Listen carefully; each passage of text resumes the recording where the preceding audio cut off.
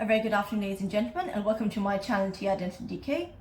As you all know, my name is Dr. Tuba, and my main aim to this channel is to guide all the medical professionals, and especially the dentists, just like my own self, who would like to consider other countries as an option to work in. So in my last video, we talked about the ORE registration process.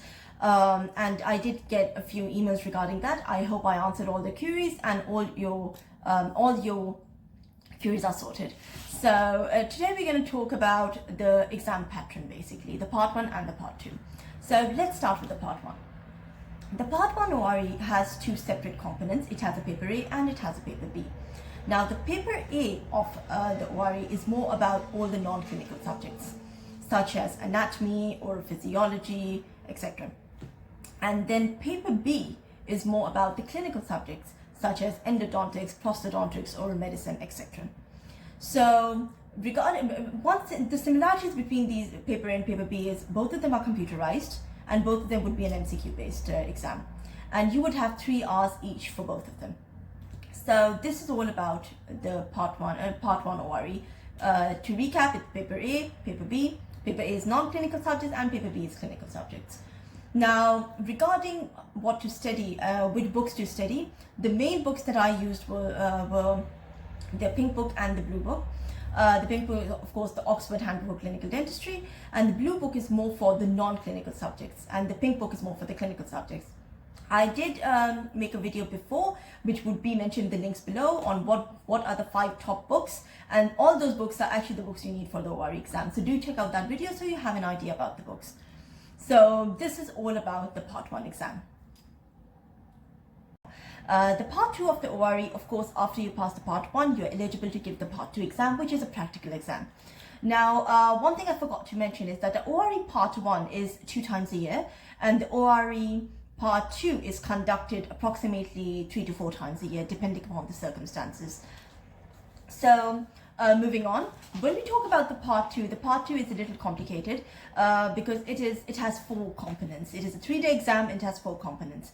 So the first component is the OSCE, which is the Objective Structured Clinical Exam. It is very, very similar to, if you all remember, in our final years, we had the OSCE exams, especially in the oral surgery department, and also in other subjects we had the OSCE exams. It's more or less the same, 5 minutes for each station, etc. So we all know the drill, how an OSCE works, because we have been through OSCEs in our professional years when we were studying for the BDS. So that is all about the OSCE.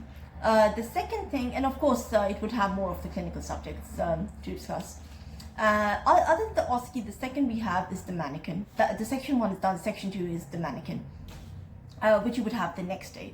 Now the mannequin is all about, it's all about your skill. So you would have major exercises and you would have minor exercises. So the major exercises mostly cavity preparation, minor exercises usually the veneers, etc.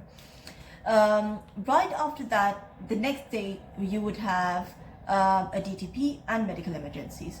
Now the DTP is more about it's more about, they would test your communication skills. So you would have an actor as a patient, you have to talk to him, then he would tell you what the problem is, you have to write the chief complaint, and then the diagnosis and the treatment planning, and then of course you would be asked more about it. So that's the DTP. And right after that, it is the medical emergencies. Now the medical emergencies is more or less the same as we have done in our final year. It is I think the easiest of all. If I compare all the sections, the medical emergency is actually the easiest. So of course it is more or less like an OSCE as well, where you would get stations and you would know which medical emergency, what the question about what medical emergency it is and how are we going to deal with it. That's what it's all about.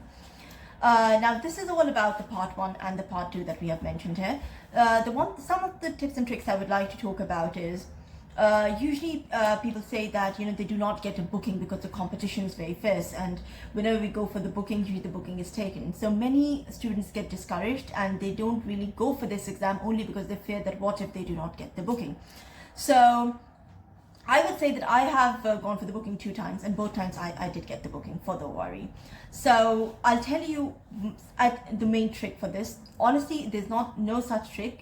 Yes, it is luck, but it's also your determination.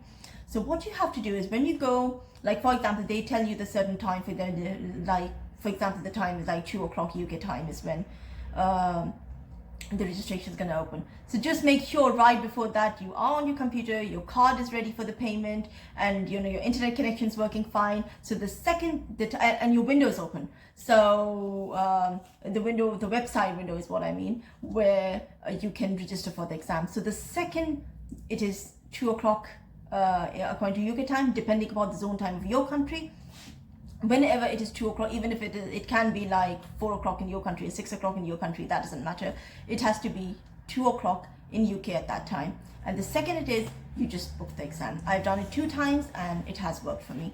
So then again, your determination and everything, it really matters here. So please do not get intimidated by if we do not get the booking, what is going to happen. And that should not stop you from preparing for the exam. So good luck with the booking, and I'm really sure you all would get it. And yes, people do have this, other people do intimidate. When I was taking the ORE, I remember people around used to intimidate me by saying, oh no, you know, it's very hard to get the booking. We could not get the booking. But please don't think that, because you are going to get the booking. You are that person who is going to get the booking.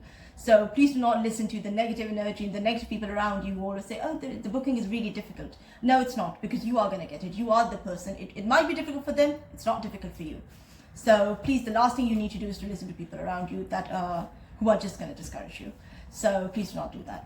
Other than that, if there are any questions, of course, you're more than welcome to message me on my Instagram, on my Gmail account, on my Gmail. My details are mentioned right below this video. And I wish everybody good luck, be positive, and if there are any questions, please let me know. Have a good day. Thank you.